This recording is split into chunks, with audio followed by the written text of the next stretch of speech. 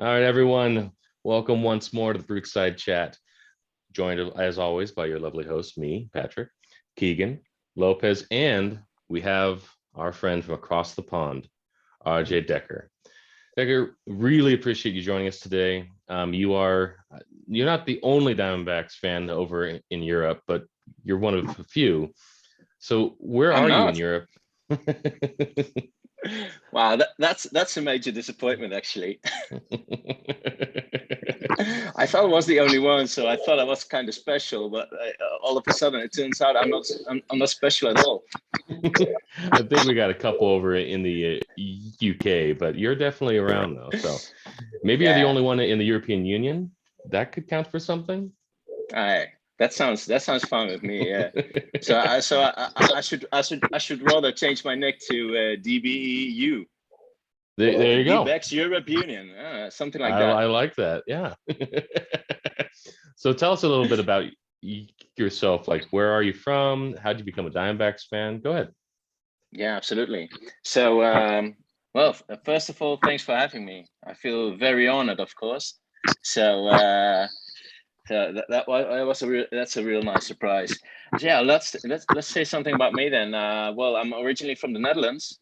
I think most of you already know that, actually.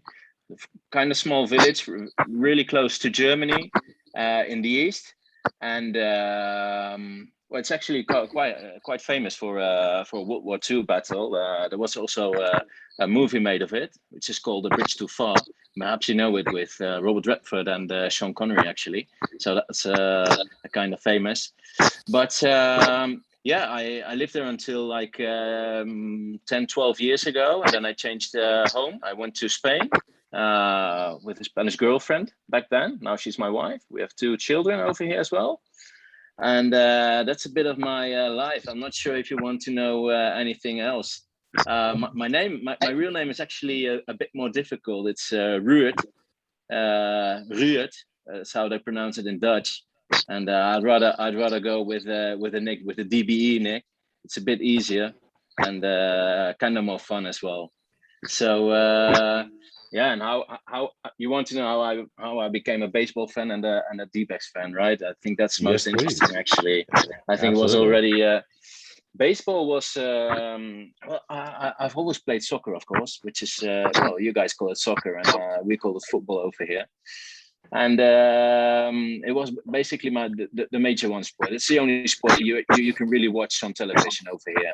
So I always liked baseball, actually, and it just wasn't a sport we really did much at school. And but I tried to play it whenever I could.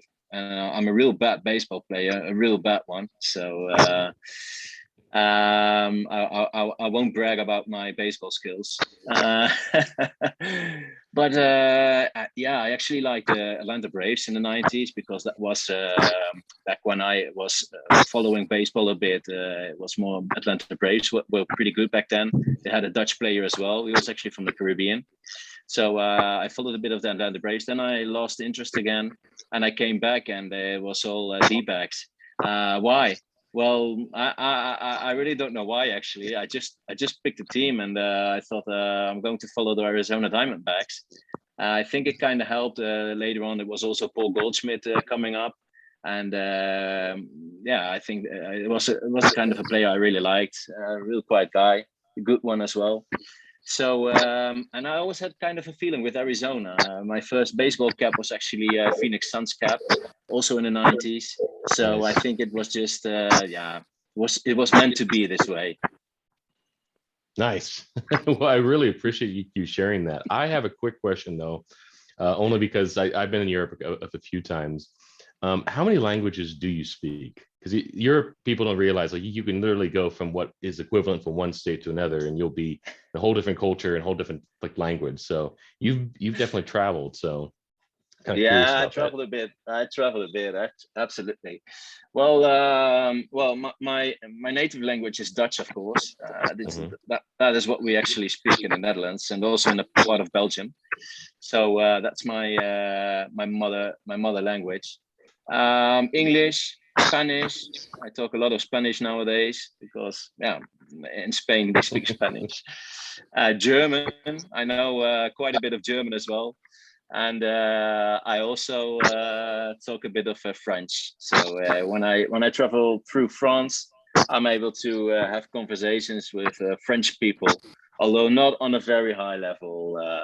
But then again, I mean, I don't have to talk with them about baseball, so we can keep it just to make a room reservation and saying how nice the French food was or things like that. Got it. Well, you definitely have quite a few more languages in your playbook than I do. So I hope you are not bothered by our dull intellect. Oh no, I'm still surprised. I mean, when I was actually a lot of times it was the same with Italian food back then. A couple of years ago, I was really I was always saying, "Oh man, it's so easy to make some pasta or a pizza or something like that." Until I actually went to Italy and I thought, "Wow, it's a whole other level of eating pasta and pizzas." It was really good. So actually, every time I'm at the snake pit as well, I still learn English. There's, I mean, slang or even just good conversations or written English. There's still a lot to learn. So it's not dull at all. I enjoy reading. I enjoy talking, and I enjoy learning. That's basically my whole input. Well, we enjoy having you both on the snake pit and with us. So appreciate all your feedback and input on that, because it's always fascinating to me, to hear kind of different people's perspective on the sport, especially when they're in a whole different continent. And it's good to know that we do still have those fans, not just inside Arizona, but of course everywhere as well. I do remember falling in love. In fact, I think my first hat was a Suns hat back in the 90s, but that was 100,000 years ago, it feels like now. But anyhow, going back to the Diamondbacks, I'm going to kind of get this roundtable going here a little more, but we're going to start with you though, TB. What player, as we kind of go into the end of this season and specifically going into next season, is there any one young player that you're really excited to see a lot more of? From guys who are on the roster right now, or guys either on the roster now or who you think will be called up as we end this season? Well, it's kind of hard because I'm really excited for all the pitching prospects we are supposed to have down in the minors, but they're actually a bit further away. I mean, we have some good stories about Brandon Pfaadt, for example, and that would be a major excitement to see how these guys develop. But they're still a bit further away, so I think Jake McCarthy is actually quite interesting as well. I mean, we already know who our top prospects are, so I'm quite certain that once they are called up, they will start hitting.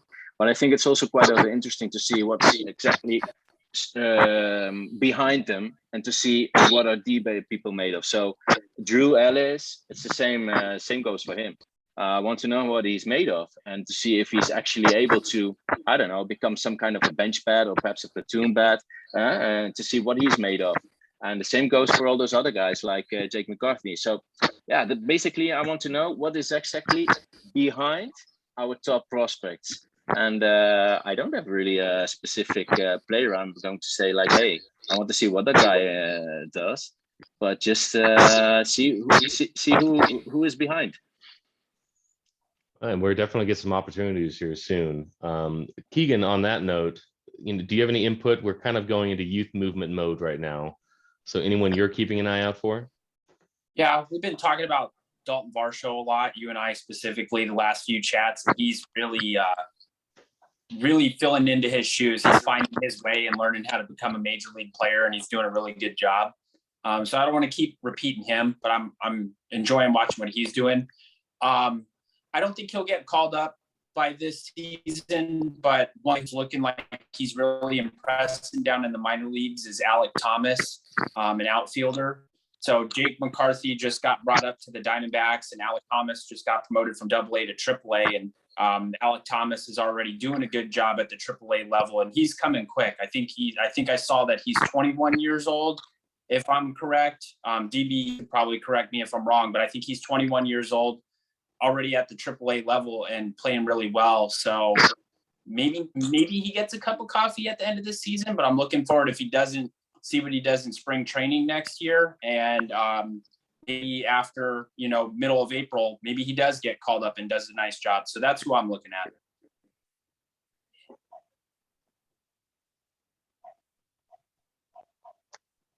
Where did Patrick go?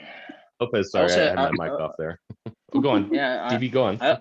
I also had a small. I was trying to find out the other day who are actually Rule 5 eligible this offseason, because I think we have quite some guys actually becoming Rule 5 eligible who would have to be added to the 40-man roster.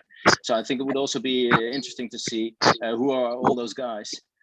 Will they actually be added, and will they also get this kind of a cup of coffee, or maybe some real at-bats following spring? But I haven't been able to detect already who are actually all Rule 5 eligible. I know Christian Robinson is one of them, and it will be interesting to see what happens with him. But like James said the other day on the internet side, he could be put on the restricted list, so that's something different. But yeah, I think it's also interesting on that. Sorry for barging in, man, and not letting you speak. No. You actually bring up a great you bring up a great point though, because I think a lot of people forget about the Rule 5 eligible players, and when we have a team like ours that is very much rebuilding, like those guys could end up being important to us, and to lose them willy-nilly for not applying them on the roster in the right place would be a problem going forward. Lopez, so kind of on that note, both Rule 5, young players, guys that are coming up, like, do you have any input going into the end of the season on who we might see or who you want to see? Well, I was just on my phone texting Jack Summers to ask him who our Rule 5 guys are, because I need to answer that question. And if he's on his phone or available, I know he'll get back to me pretty quickly on that.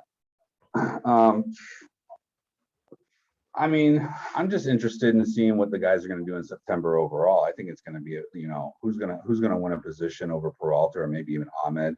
But I mean, looking at the list right now, McCarthy's exciting. He just got his first hit today, a double. Ellis is, he's kind of exciting to me. Andy Young is the more exciting guy. I want to see him play more often, and through September, hopefully he stays up the entire month of September. I was kind of tired of the roller coaster with him, because he'd come up and get a hit or score a huge run for us, and then they'd send him back down and play somebody else who's no longer on the team anymore. So it's good to see Andy Young. Smith, Van Meter, Varsho, all those guys right there. I'm excited to see what they're going to do for the rest of the month of September and at spring training. So pretty much everybody. I want to see what the youth movement can do. So I'm excited about all of them. So going into a different conversation leading into the youth movement, I was listening on the radio yesterday, and one of the sports guys brought up a great point that, with the collective bargaining agreement coming up, it seems almost guaranteed that there is going to be a universal designated hitter. How do you guys, first off, do you guys agree with that? And then how do you guys think that's going to affect our youth movement going forward specifically? DB, do you want to weigh in on that? Yeah, sure. Well, first of all, DH. I've always liked the NL a bit more than the AL actually, also because of the pitcher actually hitting. So I'm not a big fan of the DH. On the other hand, we already saw the DH last year, and it wasn't so annoying as I thought it would be. So yeah, I will probably be able to accept it pretty quickly. So how would it affect it? Well, I think you already mentioned it before as well. Andrew Young. I think he's one of those guys who benefit a lot from the DH, and maybe Drew Ellis as well. I'm not sure if he was able to stick to third base, but I think especially looking at guys like Andrew Young, who obviously strikes out a lot, so that's something he would probably have to work on. But I think a kid like him could benefit a lot from the DH, and yeah, looking forward to it. Just like a shame, like we won't be able to see any more like Bumgarner or Greinke hitting a homer, or even some crazy pitcher that never hits one. So I think it's kind of charming. You always when you see a pitcher hitting a double or a triple, I don't know. But yeah, it would be a shame. But yeah, DH will probably be coming soon, and we'll have to accept it. And I'm prepared. I'm all ready for it. It's going to be definitely an interesting thing for us to see, and I'm cautiously optimistic that it's going to affect us well. I'm not going to give any input yet on that. I'm going to defer to Keegan though. Yeah, I'm willing and ready to accept it. I think it's a good thing. DBE brings up a good point. You're not going to see a Greinke coming up and hitting a home run, or a Madison Bumgarner hitting a home run, but why not? We're starting to see that change with Shohei Ohtani, and I know Shohei Ohtani is just one of these players where we may never see anyone like him ever again in our lifetimes. He's kind of got this Babe Ruth type aura about him, and I know Babe Ruth is who he is, but in the modern game, Shohei Ohtani is probably arguably a better baseball player than Babe Ruth could have ever aspired to be, with his sheer talent. So anyways, not to sidetrack, but my point is why can't more of that happen? Why can't more Shohei Ohtanis just happen? How many kids are watching what he's doing right now and are inspired and are like, I want to be that guy who comes up and is able to throw 100 miles an hour and strike out 200 guys. And oh, by the way, I can hit 40 home runs too. So I can play designated hitter on the days that I'm not pitching. Maybe Shohei Ohtani is the guy who breaks through that ceiling. So the second part of your question, yeah. So yes, I am a fan of it. That is why. Second thing you asked is, how do we think that affects the Diamondbacks? And DBE brought up, he some good names. Andy Young is the big one. I think Andy Young is one of those guys who can do a lot better with consistent major league plate appearances. We know Dalton Varsho got off to the slow start, but once he had more consistent appearances and figured it out, he realized, hey, I can do this at the major league level. I'm a believer that Andy Young is a guy who can do that, and he doesn't really have a good defensive position. So stick him at designated hitter. Let him focus on his hitting, and maybe he just comes up and he belts 40, 45 home runs and has an OPS of 900 or higher, and you just take that. That's a guy that you need in the lineup. Another guy, how it could affect the Diamondbacks is Seth Beer. We know we have long jam at first base. Seth Beer doesn't have great defensive marks at first base, so maybe that's his ticket to the major leagues. He comes up, he's our designated hitter, and does really well. So that's how I think it would affect us. Yes, I am a fan. I think Andy Young or Seth Beer would slot into it perfectly. Love it. Lopez, you have any deep pearls of wisdom there? I'm indifferent on the DH rule if it happens. For the most part, the pitchers that come up can't hit. They can't lay down and bunt. They stand there with the bat on their shoulder. It's an automatic out, basically. So the only time it is exciting is when like somebody like Greinke or Mad Bum comes up to the plate, or Ohtani is another guy. But how often are we ever going to see that, even at the games that we go to? So I think it makes more sense offensively for the Diamondbacks and for us to be okay with the DH. And as Keegan was saying, Seth Beer or Andy Young, let those guys be a DH, or if we have somebody a little bit better that doesn't have really a position to play next season, then yeah, let them be the DH. It makes more sense. Yeah, I think Lopez and DB and myself were all on the same page last year that we all hated the DH, or at least didn't really think it was any kind of a thing. But yeah, last year definitely changed my mind on it. I'm excited about the prospect of having that, and specifically because, and actually all three of you mentioned it, there has been kind of a logjam of talent that doesn't have a place to go right now. And the DH will definitely help accelerate their career paths. Now, who's going to end up being that guy? Is it going to be Andy Young? Is it going to be Beer? Is it going to be Pavin Smith? And then we somehow keep Christian Walker? Like, I don't know. But I am excited. Yeah, I am excited for it going forward. And it's really kind of curious to see what that's going to look like going into next year, assuming there isn't a long lockout. But that's for a topic for another day here. Kind of going back to, making it like a little more lighthearted here. DBE, is there a specific style of beer that you like? Because you've been all over Europe, and there's a lot of different styles of beer, but is there one that you like? Whew, man, I like a lot of beer, and I mean, IPAs are all hot right now over here as well. I mean, everybody wants to drink an IPA, but what I do notice is that in the end, if you drink a lot of IPAs are also the same. So it's one of the reasons why I think I like a bit more like the dark ales, Belgian, like a strong Belgian dark ale. I really like Okay. those. Okay. I had one the other day, and well, I mean, it's beer you have to drink very slowly. You can't drink it like within 10 or 15 minutes. You drink it for an hour because it's quite strong actually. You Yeah. can't drink it too cold either. It has to be like a bit more, I don't know, something like 15 degrees or something. So you have to make sure it's on the right temperature. And because they come in very strong, very hard, you have to take it slowly as well. And it's a strong beer. I mean, strong beers and dark beers are most of the times are not beers you drink. I don't know, like you don't chug it away. So those, I think those are the ones I actually enjoy the most. But I have to admit that like a normal beer, a normal German beer, especially German beers, are very nice as well. Like and at times as well, like I'm not sure if you guys are familiar as well with the Krieks, which is the Belgian fruity beers, the sours, but also the sweets. And Yes. if you sit on a terrace in midsummer and it's kind of hot, and you get like these small bottles of those fruit beers, they're actually kind of nice. Yeah, it's refreshing.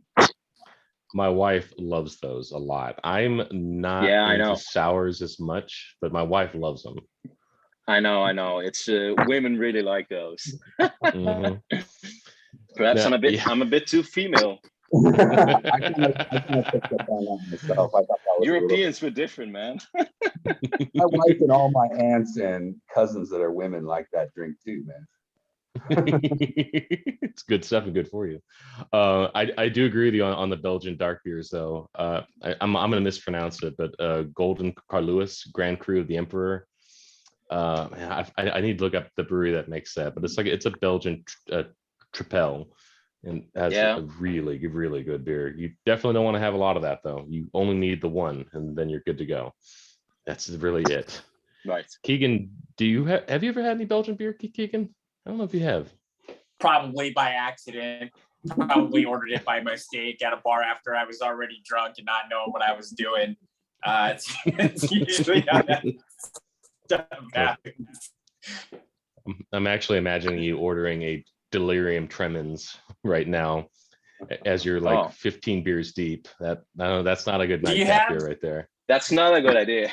Do you It's a have good beer, anything though. that can cure hiccups? And then that's how I end up with it. And by the way, let's segue there. That is actually a really funny story. Keegan, actually, Lopez, do you want to recap the tale of Keegan's hiccups? Keegan just randomly gets hiccups. I mean, he'll have half a sip of beer and all of a sudden he's got the hiccups like he's been drinking for 4 days in a row. And I don't know, his body gets all wobbly and weak when he's got the hiccups. So it's even more hilarious because he's trying to control his spasms as they are. But you know, and then the guy doesn't know how to get rid of them. And he's got 7 guys all around him saying, this is how you get rid of the hiccups. Take a drink of water, hold it in your mouth. You can't breathe anymore, you swallow it. Or that guy's got his own remedy. Patrick has his own remedy. And he's trying the water drinking one. And the guy just can't get it that he's got to just drink the water. He's like doing the B-boy stance, drinking the water. It's coming out of his nose, spitting it out all over the place. Then he takes his drink and immediately starts hiccuping again, over and over and over and over again. He's looking around. He doesn't know what to do. He's like a scared animal. He's got the hiccups, and it's hilarious, man. And then we saw the video where he was actually in his hotel room, and now he's trying a different remedy, which is to lay on the bed and drink the water. So he does it, and in 2 seconds he jumps off the bed as if laying on the bed for 2 seconds drinking the water was going to be the cure-all, and he starts immediately staggering around and hiccuping again. The guy doesn't belong in Vegas. Keegan, I It's hope you actually don't kind of mind. weird, That was though. fun. I mean, I don't have Go any on. hiccups anymore. Keegan's I like think I don't think You know what? I don't. I know why. It's because you have good quality beer on a regular basis. Keegan has his banquet beers or something. So it is beer related then. Huh? Yeah. Well, that could be. Absolutely. So I thought I'd close out by asking this one last question to everyone here. In my recap that I did on Friday, I kind of went over that I had a wonderful bike accident, falling off my bicycle at high speed, and somewhat injuring my hand. It's mostly better, and also busting my knee up. So of the four of us here, do you guys all have a memorable bicycle accident story? And I'll start with Keegan. Go. Plenty of bicycle and skateboard accidents, tons of them. Was outside a lot as a kid. You're wearing pants and your pant leg would get caught in the bike chain, stops the bike immediately. You go over the handlebars, your pants are ripped, you're bleeding, stuff like that. I lived in New Jersey for a year, and there's great hills in New Jersey, and we used to go down the hills on skateboards a lot. And I remember I just moved there. I've been living there for a week. So I'm going downhill on the skateboard, and I'm going on my stomach because I thought that would be a good idea. I'm like 9, 10 years old. And I got my pinky caught in the wheel as I'm going downhill, and it ripped my pinky nail off. And I'm running home screaming, crying, bloody murder. There's, my pinky nail's completely ripped off. There's blood everywhere. So that's probably my most memorable story. Tons of road rash. That's a good story. That's painful. It's terrible. All right, DBE, can you one up him? Well, I've had my biking accidents as well. Actually, the Netherlands is actually quite famous for bikes. I mean, we bike a lot over there, and over here in Spain, I still bike, but right now I have a mountain bike because it's kind of a lot of mountains over here in this country. But yeah, my worst accident was actually in the Netherlands, and it was kind of sad. I mean, we just had training, soccer training, and I was going to my parents' place with my buddies, and one of them was actually going to the other side, and I said, "Hey, goodbye," and my arm got like strangled up with the sporting bag I was actually wearing. So I smacked against the pavement, and I broke 2 teeth actually, the middle ones. Also my arm, I broke my arm as well. My mouth was full with blood. It was terrible. I mean, it was actually kind of gore actually, and my knees were also bleeding like hell. So they took me to the hospital, and yeah, I got taken care of over there. A bit better then. Well, actually, not that well actually, because my dad showed up, and I was in the ER, and my dad showed up, and he said like, "Well, buddy, you did great." And so he was touching my legs, and I'm like, "Oh man, it's hurting over here." I said, "What? You hurting on your leg as well?" I said, "Yeah." So nobody was helping us actually, and my dad said, "Well, if they don't show up within 15 minutes, we're going to another hospital." So and they didn't show up. I was laying for an hour or something in the ER, and in the end, he took me to another hospital, and I got taken care of there. A bit better then, but yeah, that was my biking accident, and I will never forget it. It was trauma. Yeah, European trauma. That sounds like it, dude. That's brutal. Okay, Lopez, can you possibly one up him? You can't one up him?